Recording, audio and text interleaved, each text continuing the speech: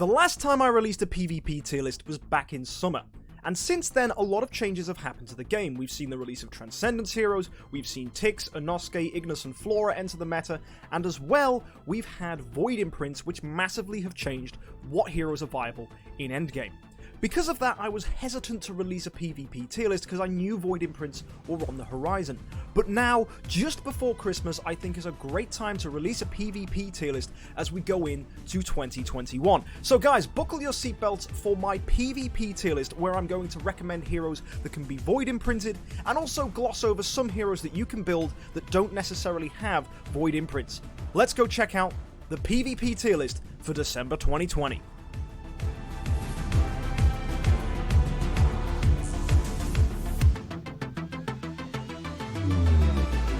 So before we get into the list, I'd like to give some disclaimers. First things first is the heroes that make it into the ranked section down here are only heroes that can be given Void imprints. This includes Transcendence heroes, as you can see with Scarlet Queen and Sword Flash at the top of the list. If you look here on this side, you'll see that there are non-Void heroes included on this list as well. So I've got Horus, Penny, Cthulhu, and Garuda on there to let most newer players know that these heroes are viable early game as a first E5. They can carry you and do very well in Sealand. And also below them, you'll see non-Void support heroes who can still be built and make your Void heroes significantly better. For example, shoutouts to Olivia, who can shrink people and add Fairy's Guard, Cruz, who can stun people, especially with a very good upgraded Rui Scepter, and also Ormus for healing has been used by some. Emily gives a speed boost, Gustin with his active skill can remove debuffs and negative effects, and Belrain is just a great hero who improves your speed and will heal your team after she's died. Whether these heroes are totally viable in endgame once people have Void 4 teams is yet to be known. However, they are still viable support heroes to have in the transition from moving from just an E5 team to a Void 4 team. Anyway, let's look at the rankings for the heroes that have Void imprints. In SS tier, which is the top of the list, you'll see the Transcendence heroes, Scarlet Queen and Sword Flash. Not much really needs to be said about these, except for the fact they are exceptionally expensive and difficult to be obtained, and as well, they can only be obtained once you've already built an E5 and have access to the Gate of the Void. In addition, they have particular synergies that have moved heroes that traditionally wouldn't be so good up the list. As well, I want to give a disclaimer that you'll notice some heroes have arrows up or arrows down. That means depending on the team they're in or the artifacts you have or the particular synergies you're playing with, they could be higher on the list or lower. That's both team dependent and your local meta will also impact which heroes are viable.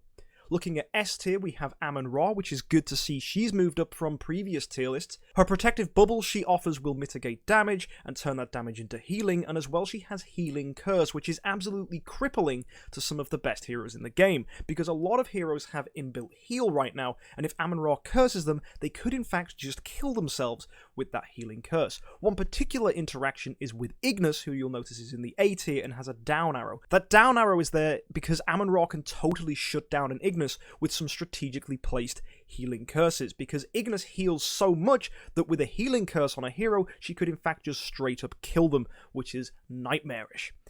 In the S tier, you'll see Carry as well, a fantastic hero for most PvP players.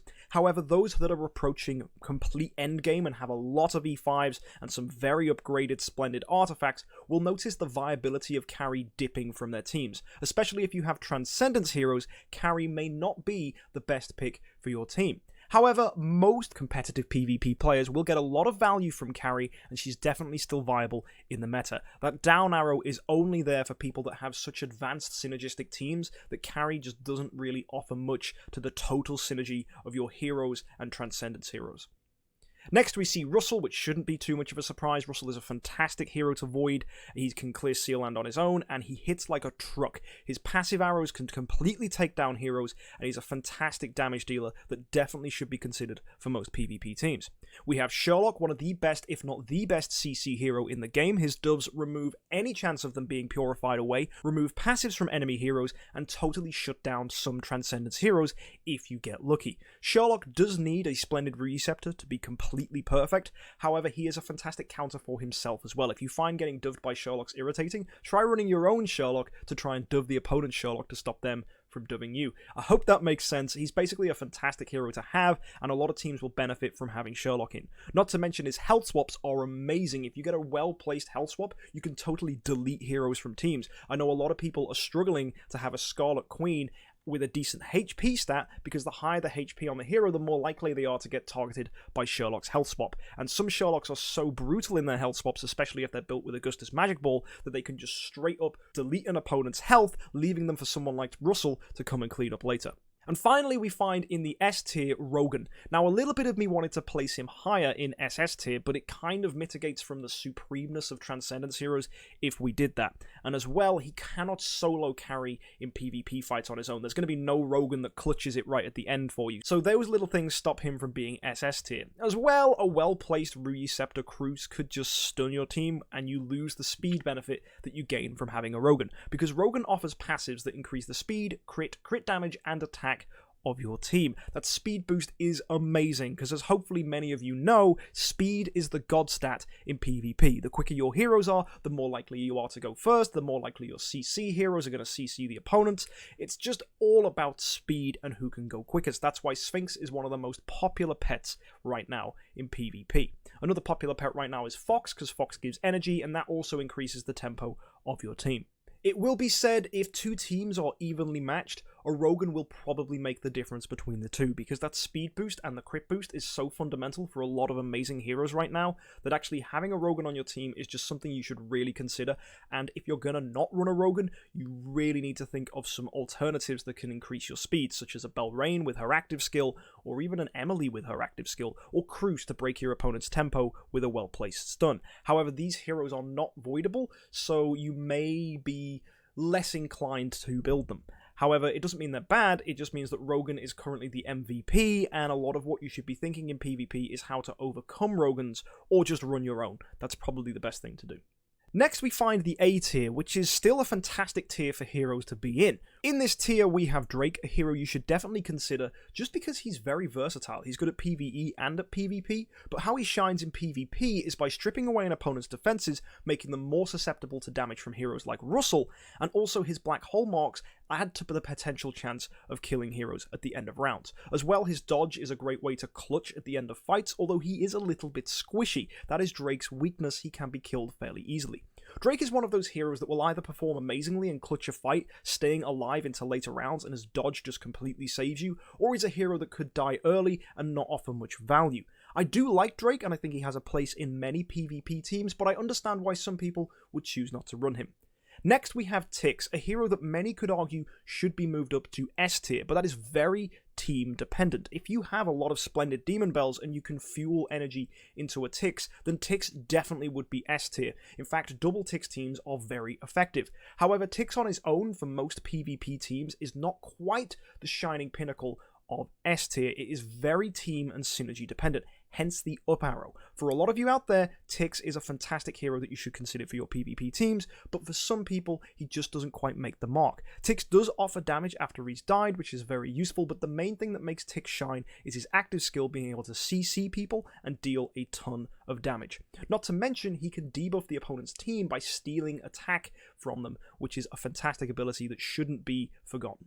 And finally, in the A tier, we have Ignis, the best healer in the game right now, who can also offer energy buffs to your team, which will improve your tempo. As I said, speed and tempo is the most important thing in PvP, so a hero that offers energy is fantastic. However, as mentioned earlier, she is very, very weak to Amun-Ra's, which means if you run her on a defensive team, people could snipe you with an Amun-Ra and just shut down your team with the correct synergy and some well-placed healing curses. So watch out, Ignis is more of a team to use on the offensive as opposed to the defensive, and that's why she doesn't quite make it to the S tier and could arguably be even lower on this list. So I think A tier is a comfortable place for her, but if you're facing a lot of Amun-Ra's, you might not want to consider her for your team.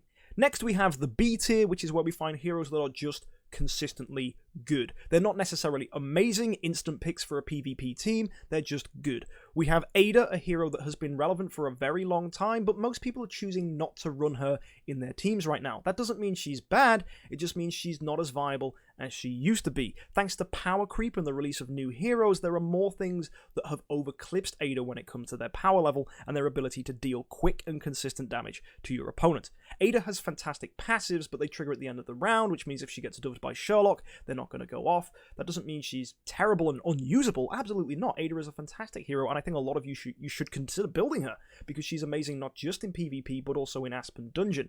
However, I know a lot of people are opting in now to run other heroes, and that's completely understandable, and Ada doesn't quite make it into a lot of those endgame teams. Next on the list, we have a hero that will surprise you. It's Tara, and Tara has been turning heads recently thanks to the release of Scarlet Queen Halora. Scarlet Queen Halora has an ability which means when she gets hit, heroes on your team are able to react and attack to the opponent, dealing 800% of attack damage. Thanks to Tara's whopping holy damage and natural tankiness, Tara is a fantastic hero to synergize with this. We've seen Tara's outdamage every other hero on the team thanks to this ability, hence the up arrow. Tara could be placed higher on this list if you have a Scarlet Queen Halora to synergize with. If you don't, Tara is going to be B tier and potentially not as good as the heroes above. But if you do have a Scarlet Queen Halora, Tara is definitely a hero to consider on your team. Not to mention that Tara can seal and remove enemies' passives, but the big thing that makes Tara shine right now is that holy damage synergy if built for a holy damage attack whilst put alongside a Scarlet Queen. Give Tara a splendid golden crown, and he's going to be super tanky and also dealing a ton of damage. And finally in the B tier, we find a hero that's gained a lot of favour and favouritism recently in the meta. It's Inosuke. He's a fantastic early hero to have, and he does consistent damage. He's quite tricky to build, relying on a splendid magic stone sword to be built as good as possible, but he has a fantastic speed stat, and if you get him to go early, he can give himself protective bubbles that stop him from taking any damage at all. Also, his active skill can deal potentially a lot of damage, and he is a fantastic hero to have on your team. Whether he's going to be as good as the heroes above depends on the synergies you can run with him, and whether you have the artifacts to back him up. I know some people have had trouble trying to beat Inosuke's, but until Inosuke's flood the meta and we see a lot more splendid magic stone swords, it's difficult to place him higher on the list. That's not to say he's bad, he's definitely a great hero in PvP, just potentially not as synergistic into the teams that we've seen developing as of late. Dropping down now, we have the C tier, which is where we find most heroes that underperform in PvP. Ithaca is more designed for PvE damage. Unimax has always been a bit of a squiffy hero ever since a lot of single target damage came out. Unimax used to be great because he could taunt opponents and then take all the heat on him, but thanks to heroes like Drake and a lot of heroes dealing a ton of damage, Unimax is just going to result in deleting himself. Morax is okay, but able to deal a lot of damage, but he's a little slow, clunky, and really not a hero that's been shining in PvP. And finally we have Flora, a hero many could argue could be placed higher on this list, but most people are opting against running her. She's not as quick as she could be, even though she does offer a CC, and she has the chance to deal a decent amount of damage. We've seen someone like June running 2 Floras fairly well. Flora could be placed higher, and on the right team, she could be okay, but currently in how the meta is shaping up, Flora really isn't finding a place on a lot of endgame PvP teams. You're welcome to try her out, to build her, she should be fairly easy. If you don't like her, you can replace her with a Rogan, but she is quite a fun hero to use, and actually, I say replace her with a Rogan, you could even swap her in the Palace of Crystal for one of the new heroes coming out, because she is actually pretty new too. So Flora's a fun hero, but she's not necessarily the best hero to have in PvP. And finally, in the D tier, we find probably the worst in-principle hero for PvP. It's Delacium. Delacium can echo what your heroes are doing, but a lot of the time you'd rather just run another hero or just have someone more designated towards damage. Delacium offers a fantastic amount of synergy for PvE, but in PvP, he takes too long to get that momentum building, and often just falls flat. Some have argued he's good, but really those people are probably not in an endgame meta with all E5s. Delacium just doesn't make the cut for any endgame PvP teams. In PvE, he's a golden boy, but in PvP, he just doesn't seem to perform as well as other heroes. So that's the list. If you want to find a link to the image, you can find it in the description below using Imager, and I'll also pin it in the comments so that you guys have easy access to it. There'll also be a Reddit post if you want to share your thoughts, or you can share your thoughts in the comments section down below. If you enjoy this list, be sure to like and subscribe for more content in the future, and if you can't wait for more uploads, why don't you consider checking out some content here on the side of the screen. Anyway, thank you for tuning in, guys. I hope you find this list useful, and as always, have a great week, and happy idling.